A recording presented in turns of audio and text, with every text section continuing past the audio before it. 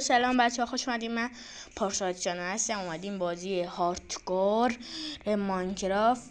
اومدیم بازی اولش، قسمت اولش. قبل از این که بریم لایک، کامنت، زنگوله خوش رنگ یادتون نچلید ما هم دنبال کنید، کامنت ایسی هم بذارین، منم معرفتی هم لایک کنید دیگه. بریم.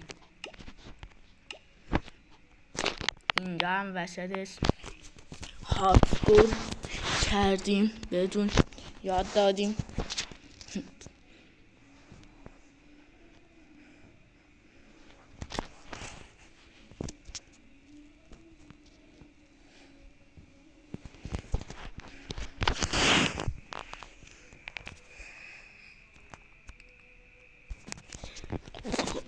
بچه باید چوب بکنیم، اول خودتون میکنیم.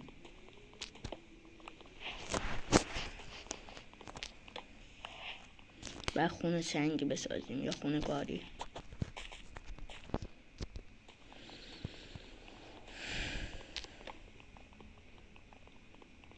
یه چوب کنده نمیشه.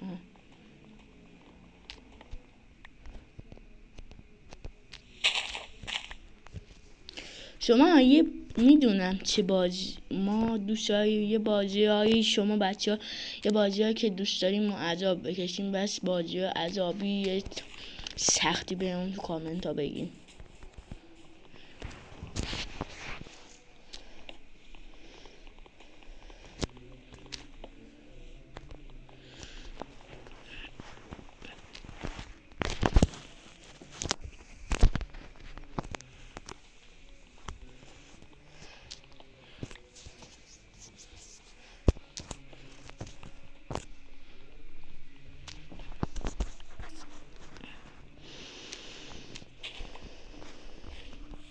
بچه همینقدر برای شروع خوبه. میخواییم سنگینا بکنیم.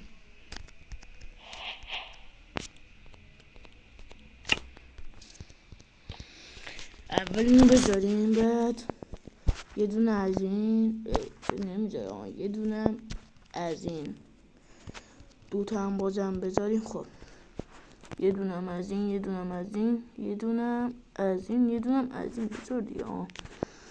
تبر هنوز 3 تا داریم. ایوالا. خب